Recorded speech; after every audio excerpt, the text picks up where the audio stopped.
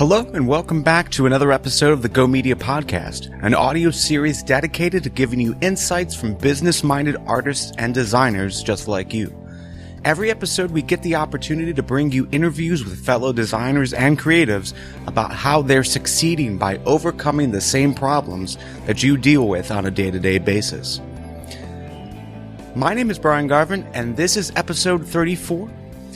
On this episode, Heather and I sit down with Tom Ross from Design Cuts about why he started his company and what sets Design Cuts apart. As always, this interview is available in 2 parts. To listen to the entire conversation, become an Arsenal member today for only $15 a month. In addition to full episodes of the Go Media Podcast, you can also gain full access to our huge library of Photoshop and Illustrator assets, small business resources, tutorials, and member-exclusive content. You can head on over to arsenal.gomedia.us/podcast and subscribe to support this content today. Now, on to our conversation with Tom. What brought you into the design industry? I guess I always have been. I've been doing design and creative stuff for a long, long time now. So, I think I literally was about 12 years old where I got the bug, and I'm 27 now. So I'm still pretty young, but I've been doing it for about 15 years. And just instantly took to it. Like growing up, I was really into art at school. And then as soon as I discovered you could do it on a computer and have layers so that if you messed up, you could actually undo what you'd done. I think that might have been the early trigger. And yeah, just went from there, like completely immersed myself. So it was everything from web design to Photoshop effects and graphic design. And yeah, like everything from a young age, I just kind of immersed myself in tutorials and learned as much as I could. What do you enjoy the most as far as on that design side? I mean, you listed a few different ideas there, but yeah, what's your favorite type of design to do? I would say probably this stems from me running a Photoshop blog for a long time, but just the cool photo manipulation, photo effects, that kind of stuff. I always enjoy that. And then recently I'm really enjoying doing a lot of images for social media and stuff as well, because I tend to help out with that within my company and helping the social team out with those. They're pretty fun to put together. But I think really with design, I don't know if you guys agree with this, it's where you kind of can't stop. It's like when you can't put a good book down. You know what I mean? So if someone, like I was on a mastermind call to do with business last night, and one of the people on the call mentioned they were struggling with a logo. And I was like, okay, send it over to me. So I got like the source files and started playing around with it on the call and completely sidetracked myself and couldn't stop working on it until I had something kind of respectable to show. So it's that like innate compulsion to dig into design and just enjoy it. Yeah, I mean, it's incredibly easy to get lost in something that you have a passion for, whether that is, writing or music or design or Netflix binge watching or anything like that. All of the above, yeah. yeah, it definitely is. And I feel pretty blessed, to be honest, with it, because so many people, you guys probably have friends like this, you talk to them and they have no idea what their passion is. And they view that as like a real setback in life. I personally, I can't really imagine not having design in my life or not knowing what my passion is. But because I love design so much, it's always been very obvious. It's like, go down this path and this is what you should be doing because it's what you can't stop doing. Yeah. So it does sound like you're still pretty active in the design community from the designer standpoint. I tried to be, yeah. It almost got sidelined because business has been so busy running things over at Design Cuts. Like we started outsourcing work more to other designers and working with very talented designers. And I found myself kind of taking a step back and not designing as much at all. And I was getting bad withdrawal symptoms because I definitely am both a entrepreneur and designer deep down. So I think that's why recently I've been trying to do more and more. Like I've just spent the last 3 hours designing about 89 social media graphics for our very demanding social media manager who said she needed them ASAP. So how did you come up with the whole concept for Design Cuts, and when did that come about? So I think we're 2 years, 2 months old at this point. So we're still still pretty young. We're in the toddler stage, I guess. And it just kind of led on from my design blog, which is still going, but unfortunately, I have very little time to update, which I feel really guilty about. I'm sure you can kind of understand that. It's like where you've got this baby and then you just can't help but neglect it because life gets in the way a little bit. Hopefully not with a real life baby. That wouldn't be appropriate. But it just kind of stemmed on from that. I worked with a lot of different designers doing that and kind of started catering to a design focused community, and then just saw a bit of an opening in the market because no one was really doing things how we are, and they're still not, to be honest. I think we're quite unique in a lot of respects. So thankfully ended up in the right meeting room with the right people, put our heads together, decided to go into business, and the rest is history, I guess. Yeah, and how easy was that transition from being an active designer to a design curator? Like I say, I kind of get withdrawals a bit with actively doing the design work myself, but I still try and do as much as I can. Like, for example, I designed the whole website. I still do design work that I probably shouldn't be doing from a business standpoint. So, I'm sure I could be putting my time into growth or other things like that. But, I did the preview graphics for our main product releases, which took ages. But I would rather kind of, work the late hours and invest in still designing. Like if for the 2 years, 2 months, I just hadn't designed anything myself, to be honest, I'd feel like a bit of a fraud as well, because we're catering to designers, we're working with designers. So if I had no clue myself and really kind of fell off the beat of what's happening in the design world, then I think that would be a bit counterintuitive. A couple questions off of what you just said, Tom. How long or how many staff members did you? I'm interested in how many staff members did you start off with? I think you have about 7 employees now. Is that right? We have 5 full-time employees, one kind of half-time employee, and then like 6 very part-time remote team members. Okay, so how did that growth look like? It looked like me working more and more and more until I was doing 18-hour days and being on the verge of a breakdown, and then thinking we should probably do something about this. And then kind of rinsing and repeating that cycle. So, we're kind of the true startup, scrappy startup, because we're not VC backed or anything like that. And we deliberately try and avoid that strategy. We haven't gone out looking for funding or anything. Because I don't believe in what it does for the business long term. We're very much in this for the long game. So it tends to be that literally we find amazing people, hire them, train them up. They have their impact, and then before you know it, it's got too busy for them to handle, and so back to the drawing board once more. Yeah, and you make it sound so easy. You go out and find amazing people. How does that happen? That was another one of our questions. How do you find these great employees? I feel like we're lucky, to be honest, because no disrespect intended for some of those who may have applied, but there is a lot of terrible applications, and I'm still struggling to find like a real good website. Like, I've never found a site that caters for creative jobs. So we kind of tend to go more mainstream on the job websites, which inevitably drags up hundreds of irrelevant applications that you have to sift through. And I kind of insist on being quite hands-on with that, because, the people are the company. So, why rush that process? And then really, if I'm being honest, like, we have interviewed in the past, and we've tried interviewing less people, tried interviewing more people.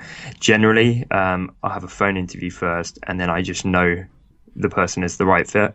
So even when I've done phone interviews and then called a bunch of people in because I think it will benefit us doing more interviews, inevitably the one person who really stuck out to me on the phone interview ends up being the perfect person who we go with. But I promise you, it's not easy, and we definitely don't make it look easy. I think we're certainly not one of these companies who just try and pitch the fact that business is easy and growth is easy and everything comes easy, because it's really not. Like, I know so many companies in a stronger position in terms of attracting employees. Like, we're in a bit of an awkward location. If we were more centrally in London, for example, I've had tons of great people applying and then saying, oh no, actually my commute would be so awkward. I can't make it. So location is probably not ideal. We've got an amazing culture and an amazing team, but we haven't got like the cool VC backed office space with grass instead of carpet in it. Like we haven't got any, we haven't got any of these big drawers. Like I would say you guys have a much cooler office than we do currently, although that's something we're hoping to change soon. Yeah. I mean, if you just look at, like where we're situated, we're not necessarily in the downtown, area of Cleveland, but, we do have this growth of, a lot of different bars and restaurants and coffee shops. So it is, depending on which way you're facing, it is quite a cool area, the office school. So let's talk about the overall culture that you have. You might not have the ideal location or the ideal office, but what makes you stand out versus other companies that might have what could be perceived as the perfect spot. I think just caring, to be honest. And the more I've got into business, the more I've noticed it's kind of the people starting out or preaching the wrong stuff that tend to get very tactical and very specific. And then it's the ones who are more experienced and doing better who seemingly are more vague and almost kind of trite with their advice, even though it's not. So, for example, something like caring is, that sounds like, okay, well, great. Like, obviously care. That doesn't sound like very applicable or useful or actionable advice. But, what that looks like on the ground level is pretty different. That's, cumulatively hundreds of small actions. So I would say in the early stages, for example, on the phone interviews, I tend to speed talk the ear off the person who's applying when I should really, if I was sensible, let them do most of the talking. But I'm so passionate about what we're building that they end up either scared off or kind of invigorated and, can see the passion stemming from our company. So I think, that on one level is attractive. What the culture looks like from there is just, as cheesy as it might sound, I feel like we are building a proper family. And it's something I see in Go Media as well. You guys, I don't see that many great company cultures. There's very few people who I kind of pay attention to in that respect. And I class you guys as one of those. You seem to have a real nice culture as well. In fact, I should probably pick your brain at some point because I'm always trying to think how we can do it better from our side. But like I say, it's lots of little things. It's being supportive on a personal level. If employees are going through stuff, we had one of our team members whose girlfriend was pretty sick yesterday. So we would have been perfectly within our rights to say, stay here and work because she wasn't that ill. But we said, go home, like be with her, shift your hours, like, just prioritize that because I feel like that was the right thing to do. And that kind of fits with our ethos. So, like I say, on the ground level, when you extrapolate that out to not that one action that made him very happy and grateful and his girlfriend, I hope he doesn't mind me saying this, but she was almost like crying with happiness. Like, right. That's so nice of your company. They let you come and be with me when they didn't have to. So it's that many times over, and it's not just to do with like the personal lives of the team or their spouses or what's going on in their life. It's down to letting them be autonomous and listening to them and valuing them and not talking down to them and trying to be the opposite of the manager in the movie Office Space, if you've seen that with the TPS reports. Okay. It's all like it's a bit of a learning curve. It certainly isn't like an innate thing, and a lot of it might sound obvious, but a lot of stuff is obvious, and a lot of people don't do the obvious always, and it definitely does take work. It's always trying to tread that fine line. You want everyone to work hard and be invested, but you also want them to be as happy as possible and not completely like overworked and robotic. So it's trying to tread that middle ground and just make it fun, make everyone enjoy the journey, everyone kind of see the bigger picture, paint a great vision for it, and then just look after everyone and We've just had like the world's funnest Christmas party, and everyone really bonded at that and got incredibly drunk, which was awesome. Well, yeah, I mean, it's just a matter of being real. I mean, you go into so many design agencies or really anywhere, and you've got like this boss that people fear, or you've got this structure and these really tiny cubicles, and just opening that up and having real conversations, and making it enjoyable, not just for you being in the office, but you doing what you're being paid to do, which is design or whatever. Again, it's breaking away from the general corporate structure to being more on that real level, on that family level. And I think I really wish a lot more businesses would do that, because the work would be a lot better. Absolutely, but I kind of wish they didn't, because I'm sure we both benefit from the fact that's true. That's Very true. That's true.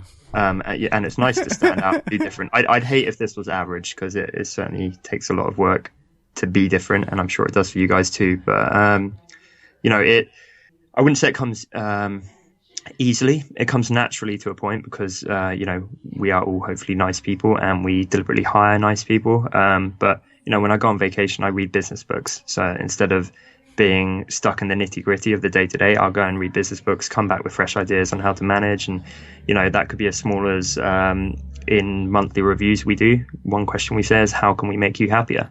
And then have a candid conversation about that. And they could say, oh, well, I'm very happy apart from this tiny thing, or, actually this has been upsetting me a bit, or, to be honest, we don't really hear a lot of that.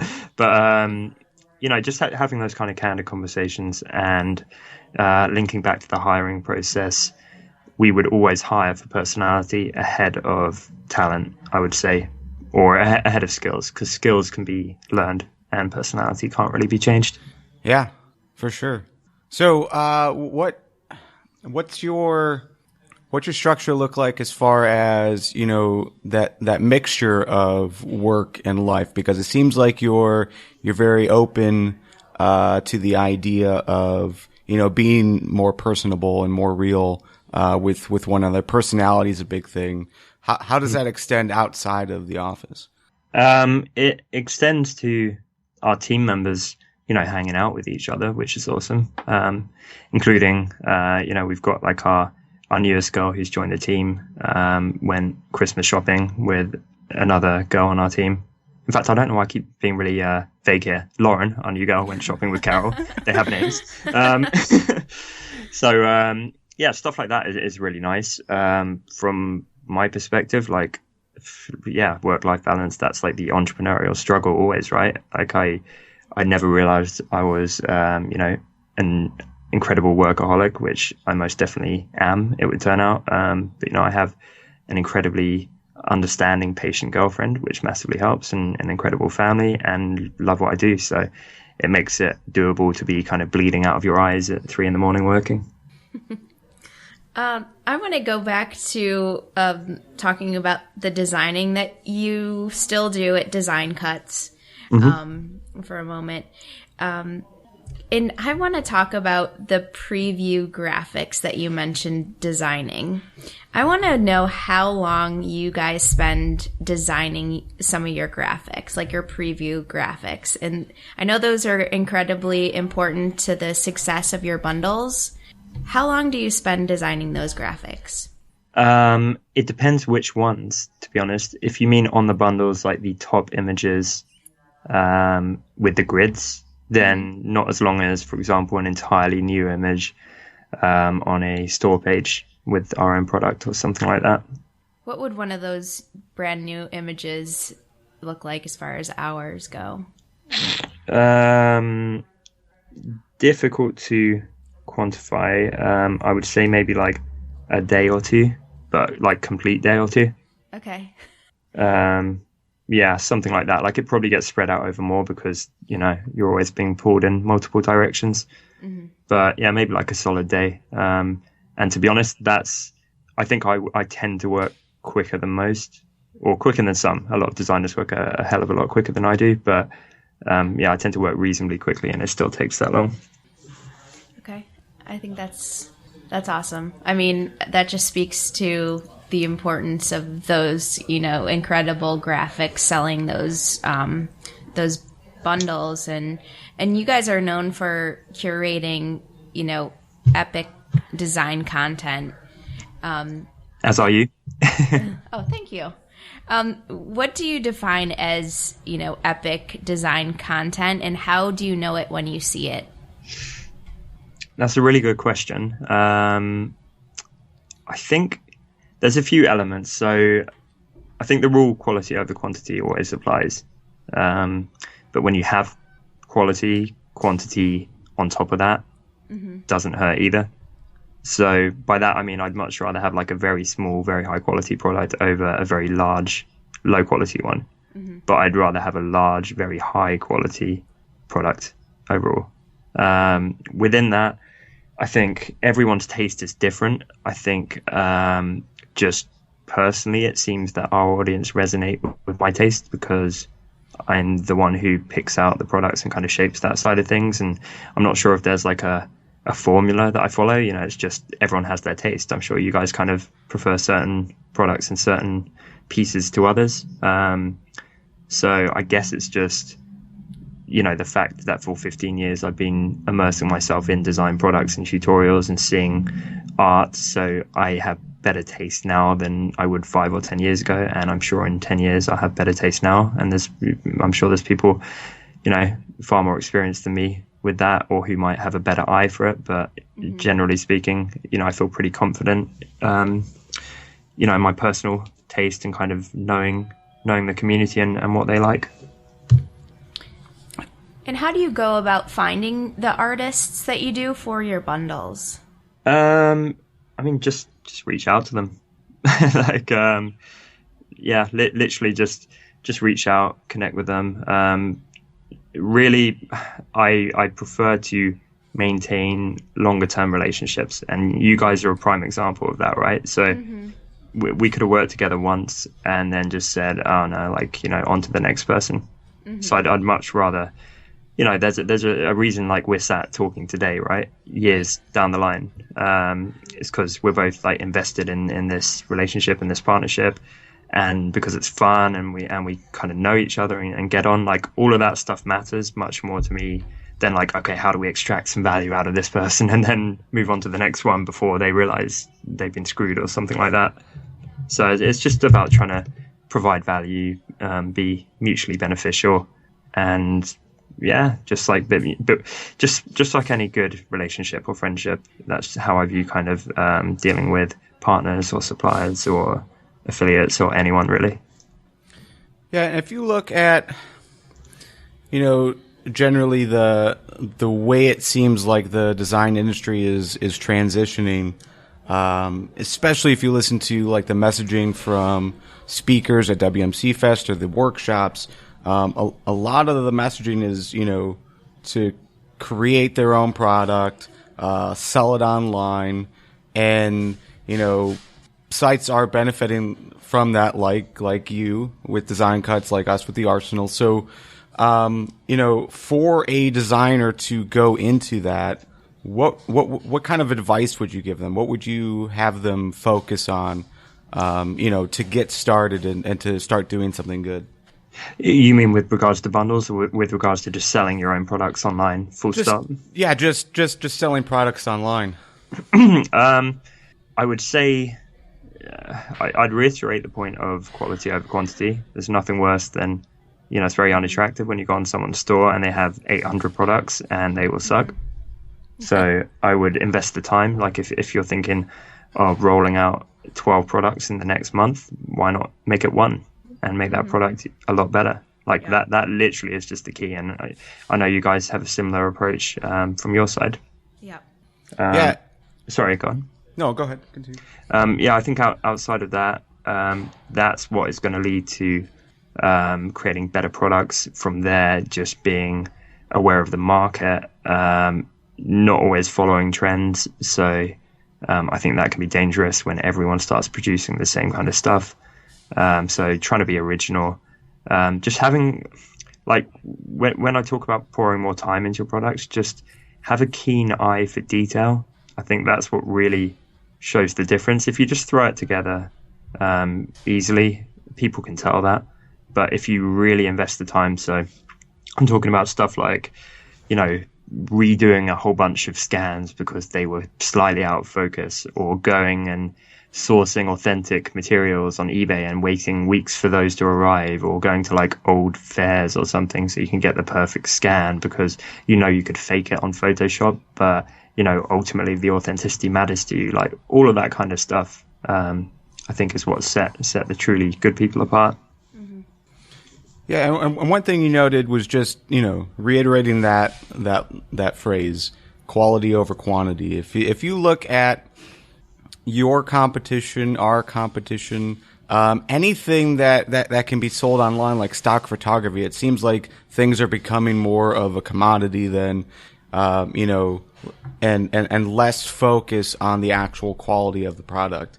Mm-hmm. A lot of companies and a lot of groups are just racing to the bottom with their prices and, trying to throw as many products in as possible. Yep. Where does your pricing structure or your overall quality structure fit in that? Like, where are you trying to fit currently? We tend to ignore the market. We focus on ourselves, and more than that, we focus on our community, because I think it's very dangerous what you just outlined doing. Like you guys could do that, right? You could say, okay, well, like what's your new Arsenal subscription cost at the minute? $15 a month. Okay, like that's very affordable and that's great value, but there's people doing it cheaper, right? Mm-hmm. So you could be constantly saying like, we're not gonna make that $15, we're gonna make that $1, and it's not going to have 1,000 items in it, it's going to have 1 million, and that's supposedly great value, but suddenly people have to dig through a bunch of poor quality products to find what they want, and they don't, they're willing to pay the higher price. Maybe you don't want the person who will only pay $1. And I get the irony. We are originally known as a bundle website, so the fact that I'm kind of saying that with regards to pricing, but it's really a fine line, because I feel like from our side we bring tremendous value, but we could go so much further down the path. There are people who are completely outstripping us in terms of quantity, and given that we're more established, we have more kind of bargaining power and stuff with designers, we could absolutely crush them with regards to quantity, but we don't even want to compete on that playing field. We can make our bundles 10 times the size they are now, but why would we give more rubbish for our customers to trawl through? Like it's just not really an approach that interests us. We'd much rather just be quality first every single time. Yeah, and again, I mean, you can look at any industry; they all face the same kind of idea where like a web design company, you're selling websites, at 10K, and someone comes underneath you at 5,000, and then someone comes underneath them at 2,500. But it is a matter of in the end, you are getting what you paid for. So if that's exactly lesser quality or less competent support, or all those things, it is very important to not just race to the bottom because you can sell more, but from a customer standpoint, you need to look at what is actually coming with that price. Yeah, absolutely. And I mean, sometimes the cheaper option is better. Like, there's a reason why some people buy Skodas and some people buy Ferraris, right? And both are really successful models. And for some people, they would not need a Ferrari. That would be a waste of money. For me, for example, I drive the worst car in the whole office, but I also drive I live 2 miles away from work and don't drive a ton outside of going to and from there. So, and also, I'd rather focus on growing an amazing business and team than go and get myself a Ferrari if I could. Like, it makes no sense to me. So yeah, I think the example of freelance designers is very apt as well, because that is the age old thing. You know, there are designers charging $20 and there are those charging millions or hundreds of thousands. Both, there's a place for both. And people will always demand cheaper. Like if you surveyed your audience tomorrow and said, would you rather if we, made the Arsenal $15 a month or $5? Like, of course they'd vote for $5, but there's a happy medium where kind of everyone wins. And that's it for this portion of the episode. Once again, we want to thank Tom for sitting down with us and sharing his knowledge and experience with this community.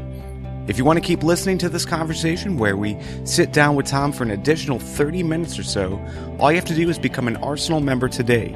You can subscribe at arsenal.gomedia.us/podcast and join the community.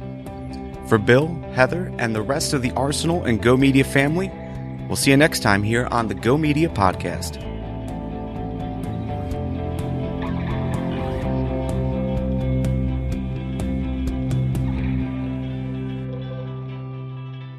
Let's move on to social media stuff. Tom, we've talked about this in the past, and you've given have indeed really great advice. And your social media community is super inspiring to me. And anyone who's been on Design Cuts Twitter or Facebook can agree with me that your social media community is really booming. And you do a great job of keeping it updated and keeping it really fresh. So can you tell us a little bit about how you manage to keep your community engaged? Well, first of all, thank you. That really means a lot. And I'll definitely pass it on to Adita and Lauren, who front up our social team. And your guys' Facebook is looking really good these days as well, I think. Thank you. In terms of engagement, I mean, again, it comes down to pretty simple advice, but lots and lots of hard work to back it up. So it comes down to caring. In terms of actual work put in, I personally have a rule where I say every single person who mentions us or talks to us hears back within 24 hours. I have another thing which I'm sure the team probably hate by now, where I kind of force them to grade what they're putting out on a scale of 0 to 10 in terms of how good they think it is. Mm-hmm. Not in a like mean school teacher way, but in terms of like celebrating the 10s and, trying to get the average from an 8 to a 9 and that kind of thing. Mm-hmm. So instead of just, on that spectrum, a 0 would be letting everyone go ignored, right? Mm-hmm. And then 3 might be liking their post to acknowledge they exist, and then a 5 might be responding, but it being pretty average response. And then it goes right the way up to a 10, which would be something.